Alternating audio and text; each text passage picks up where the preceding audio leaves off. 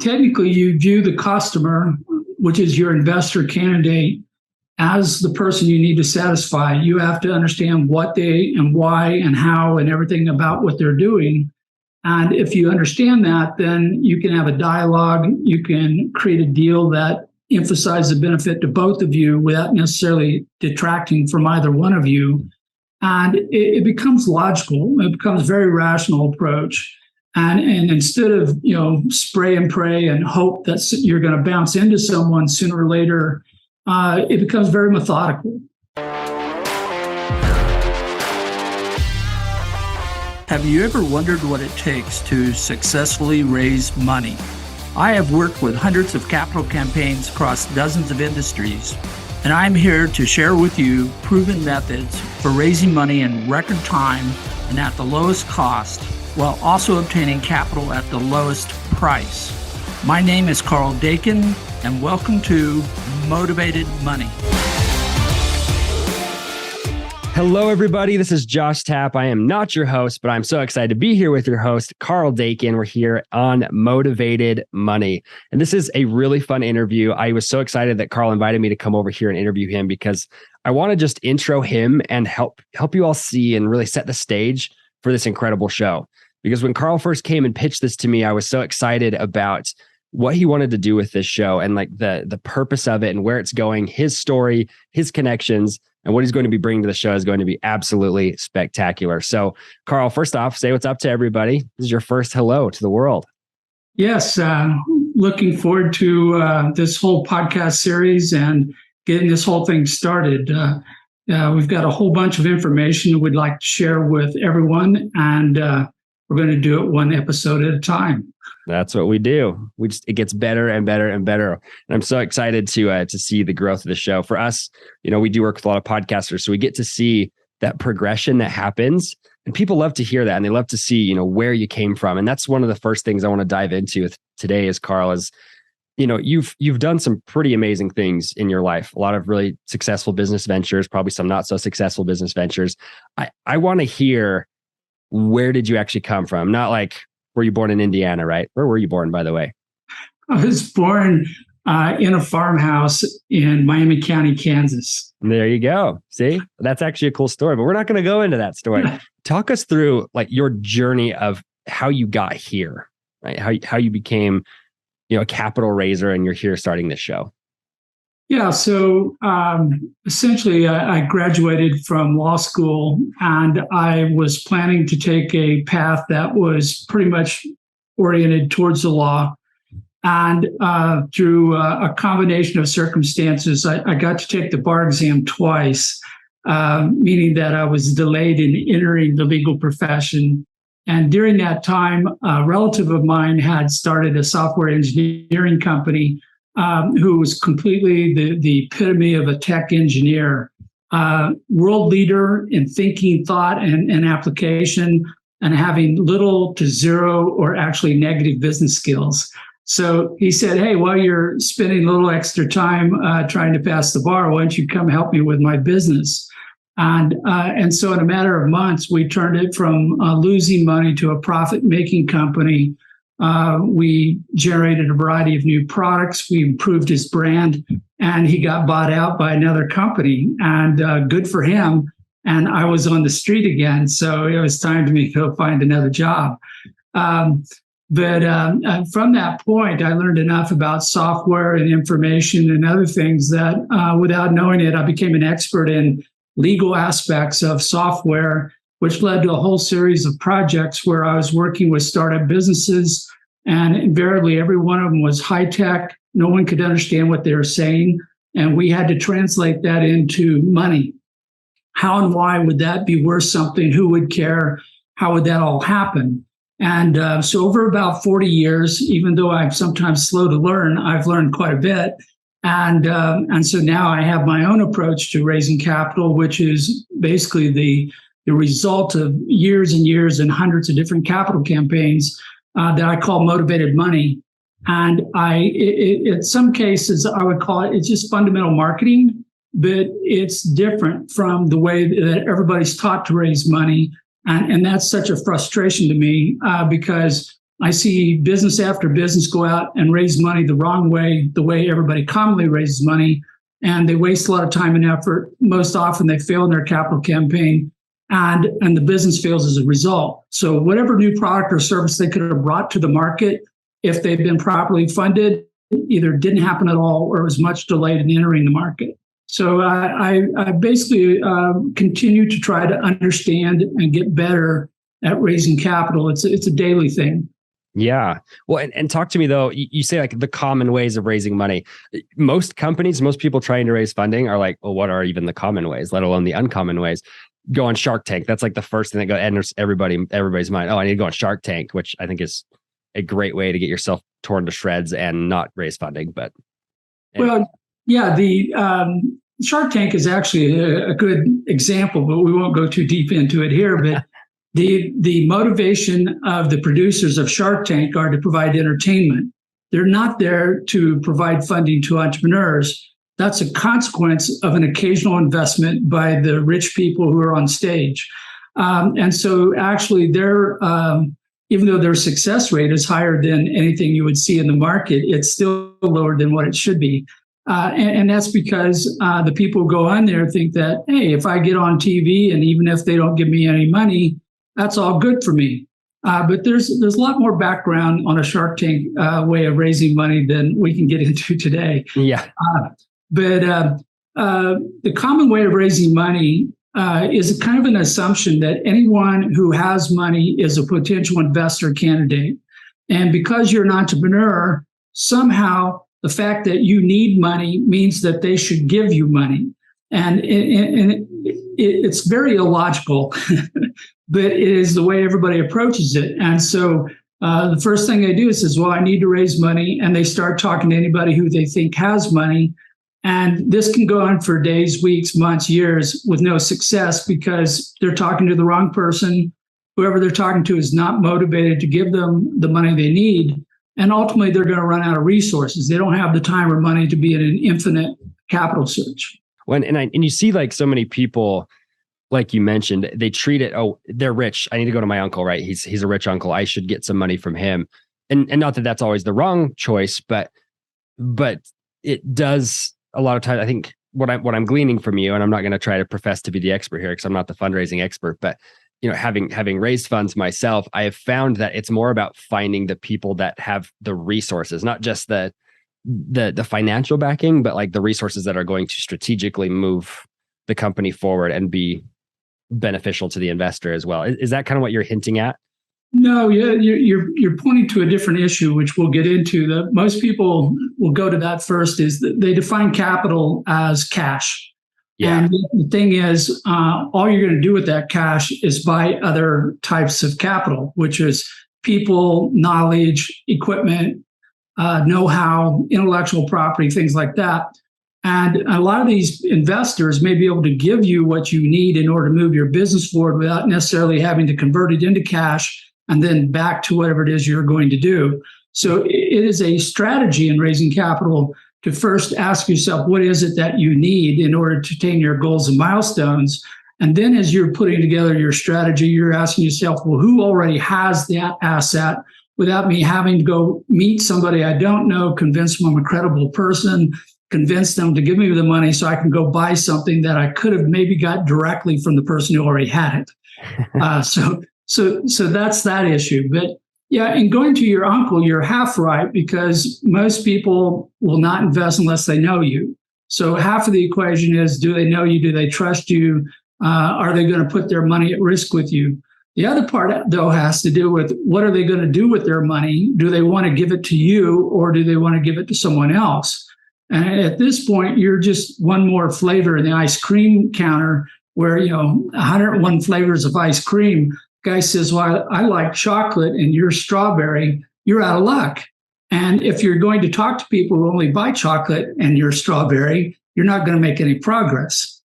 So part of what we're trying to do in the motivated money approach is we're trying to understand what is the motivation of the investor candidate, who is most motivated to make that investment, and we'll go talk to them and we'll ignore everybody else. I sometimes laugh when I tell people, I go, you're not required to raise money from everybody. You're only required to raise money from enough people to meet your capital goal. And if you only need this much money and you can get it out 10 people, then let's go talk to the 10 people who are most likely to give you the money. Let's not talk to the other 990 or 999,000 or whatever it is. That's hard. It's okay. You can't get there. Yeah. Yeah. No, I love that. And I would agree with that entirely. And what's funny is when people enter this realm of trying to raise capital and everything, it's more about, it's kind of funny. It's like, if you ask somebody how much income they want to have in their life, it's almost double of what they're making now. But it's really funny to me when people come at it from we're quote unquote pre-revenue, which means they haven't even really tested the offer yet. It's like, yeah, you have a really cool idea, but what prevents them from stealing the idea and being better at it? So I'm so curious about how you intend to use this show to help educate people on how to not only raise the funds, but maybe even be investors themselves. Like what's the purpose of the show and how you're going to accomplish that? Yeah, so I've got a process for raising capital, motivated money. Yeah. It walks through a series of steps where people understand what it is they need, who has what they need, why would they engage in a transaction with you so that there's a bargain made in exchange for the investment. They get something back that they want. And then we put together an offering that says, here's the deal. And then we promote it and we distribute it and communicate it to the people who meet the profile that we've talked about. And the net of that is that you go through this process quicker, faster, and it often will reduce the cost of the money as well. And so we have a higher chance of probability of success. So what we're going to do in the program is we're going to break out the individual components of the process. And in each episode, we're going to talk to a CEO and owner of a small business about their capital campaign. And we're going to talk about one of these particular elements of the process.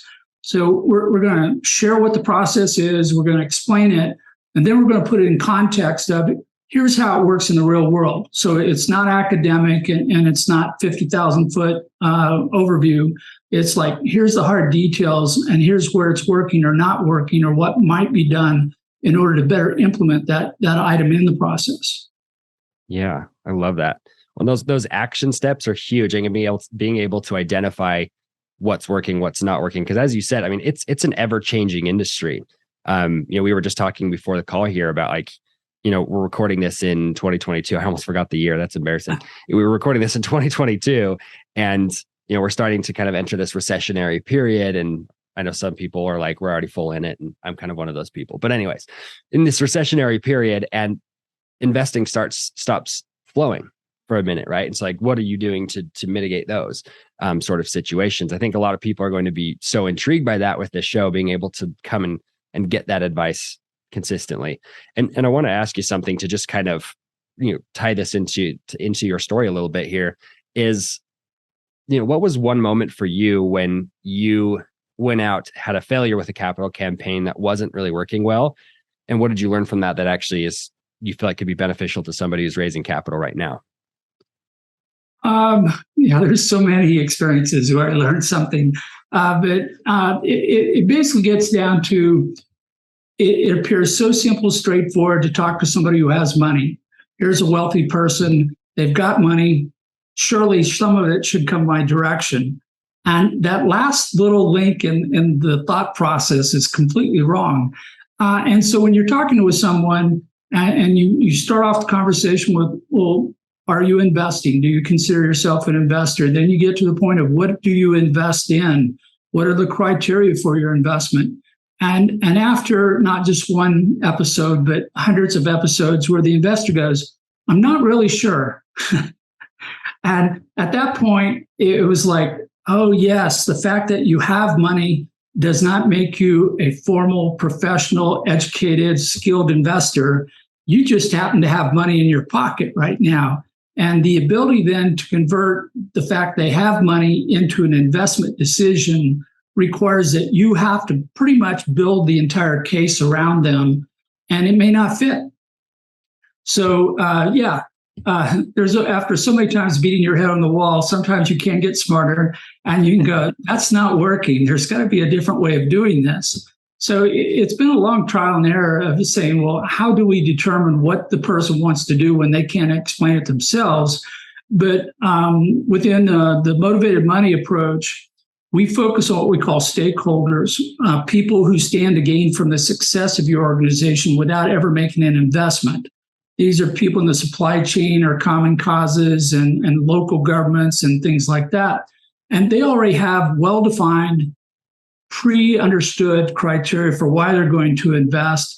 And because they stand to gain both from the investment as well as from the success of your organization, they have two motivations, and the motivation outside the investment could be larger, greater, good enough to make the investment.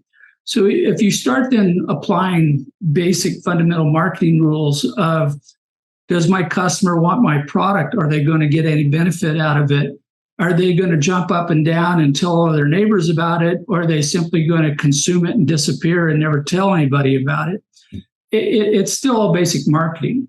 Not all investors look alike because they're all spending money, but they're all making very individualistic investment decisions. And those decisions can change from morning to afternoon, to your point of a moving, volatile market, where if I had pitched them at 10 o'clock, they may have said yes, but by 2 o'clock, I get a no, because they got one more piece of information that caused them to change their mind, or they already put their money somewhere else.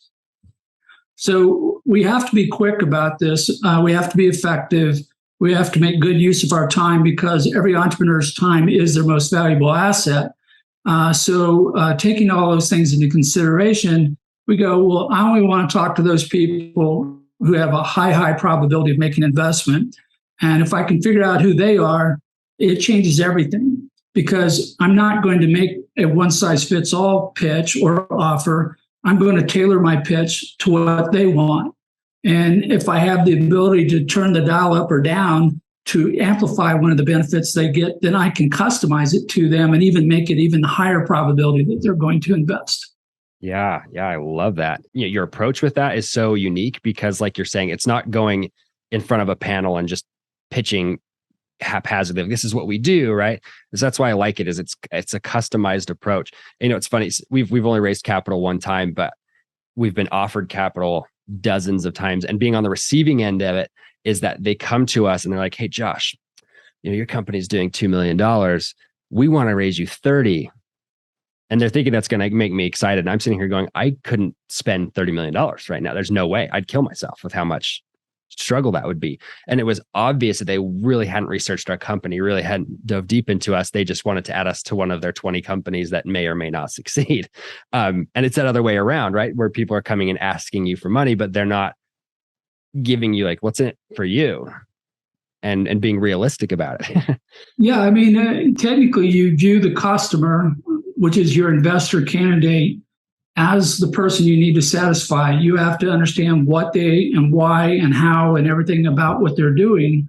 And if you understand that, then you can have a dialogue. You can create a deal that emphasizes the benefit to both of you without necessarily detracting from either one of you.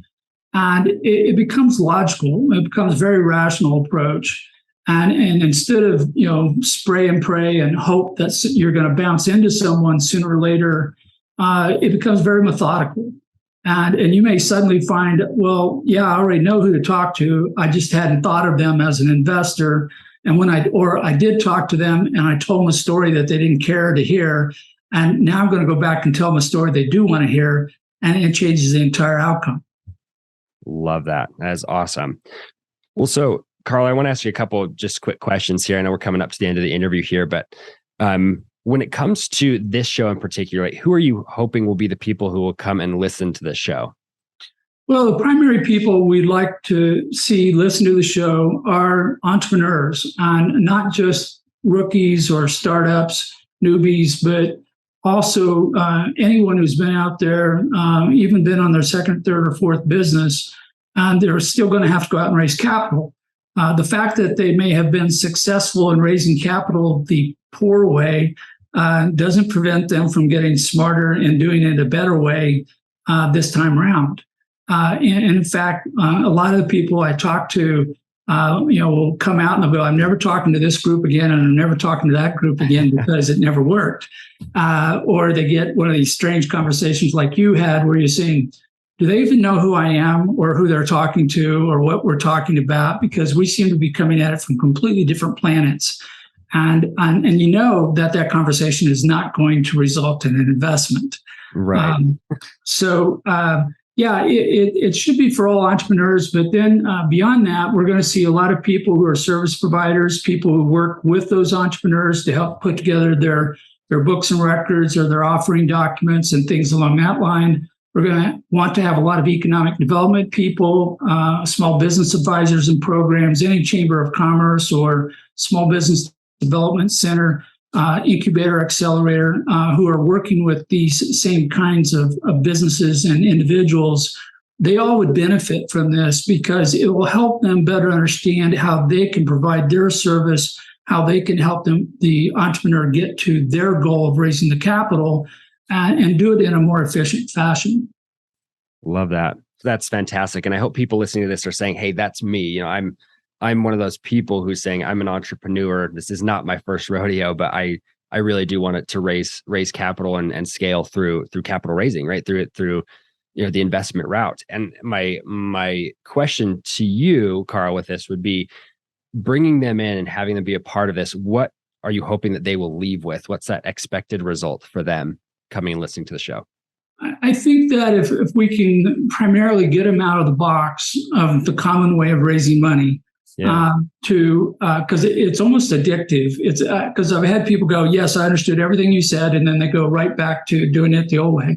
But if they can understand the logic and implement it to their success, then we're where we want to be. I want to share the knowledge, but it's not doing anybody any good unless it's applied and they are successful in their efforts. So what we're going to try to share in the program is enough knowledge that they can go home, do it themselves, or bring on their team and do it as a team together. But essentially, at the end of the day, find the resources they need to start and grow their business, do it in a shorter period of time, do it in a less brain-destructive manner of doing it. Because we were talking about this the other day with another friend of mine. There's a quota on how many no's you can get in a day before your whole ego starts getting depressed. Yeah. And so this is kind of to save your ego from being destroyed so that you don't have as many no's that you've hit. They didn't think this was going to be about anxiety or depression, saving you from that. But hey, that's what it's all about, right? As entrepreneurs, as a professional entrepreneur, we have to allow for anxiety, depression, failure, because it's normal. You're doing something that's never been done before, or you may be doing it differently in a way that, even though it looks the same to the outside observer, it's a different approach, different process. And when that occurs, then you're going to get a lot of no's because not everybody's into change or doing things differently. Well, and I'm going to give you a little plug here because you never will, because you're a really humble guy, Karl. But for those of you listening to this, your host is the best of the best. He has done it. He is extremely successful in business and is one of the people that I would highly, highly recommend actually listening to for advice on this specific topic of raising funding. There's a reason why I'm supporting him in this first episode. I only try to support the people that I actually want to advocate for. So we'll happily be sending people your way, Karl. But I hope that you will listen to this show. You'll look at it and say, okay, we've got one of the masters here and he's giving it away for free on a podcast. Take advantage of that. Make sure you take advantage of it. I'm going to ask you a couple more questions here really quick, Karl. I wasn't going to do this, but what's got you excited right now? Like what's got you motivated and excited for the future? Well, we're doing a series of things where I'm trying to get information out. If you break it down, that typically the reason why entrepreneurs fail to raise capital is, first off, they don't know how. And we're going to try to cure part of that through the podcast. The second part of it is that they typically don't have a system that is ready to raise capital. It's different from other systems in the operation of their business, and we're working on that.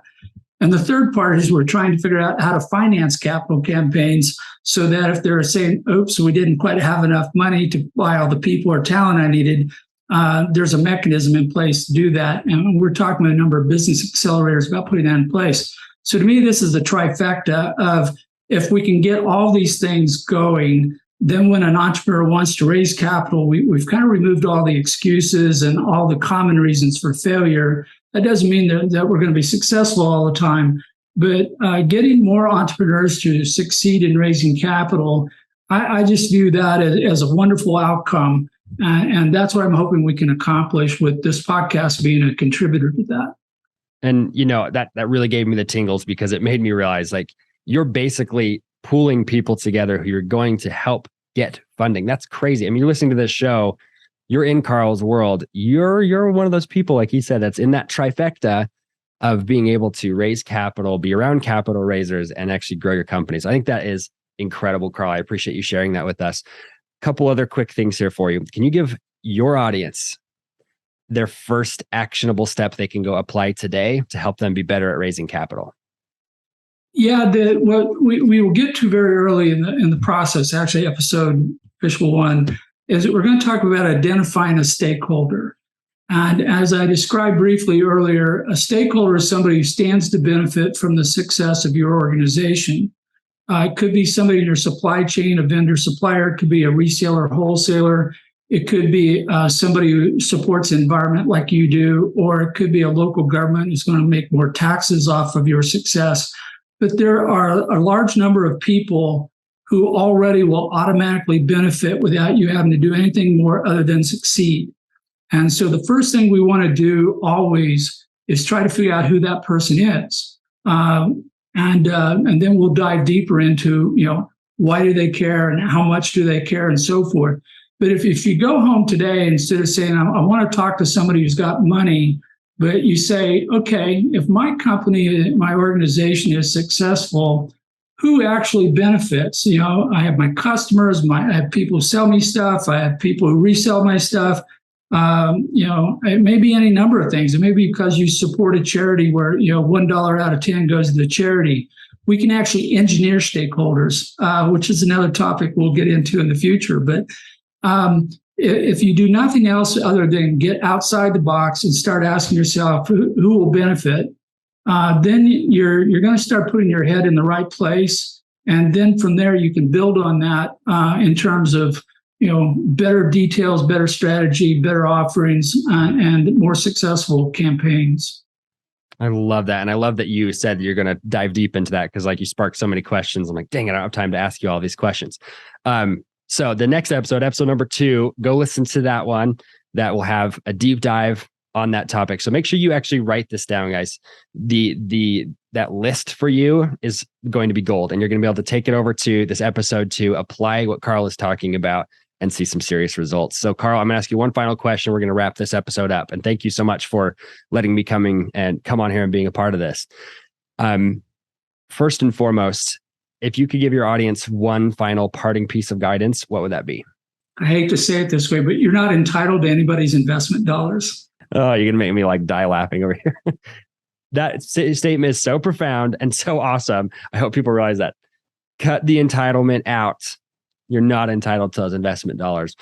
Karl, I appreciate you sharing that wisdom. I hope people will go and write that list down and move straight on to episode 2 here. Go binge this podcast, guys. It's going to be a very big benefit to you. So Karl, thank you so much for letting me come on here with you today. And we'll catch you on the next one.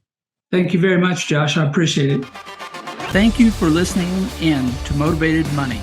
If you like this or any other episodes, make sure to leave a rating and review the show. We love to hear your feedback and want to make this the best possible show for you. Also, if you like this episode, make sure you share it with someone you know who is seeking to raise capital. They will appreciate learning what you now know about raising funding. I'll see you on the next episode of Motivated Money.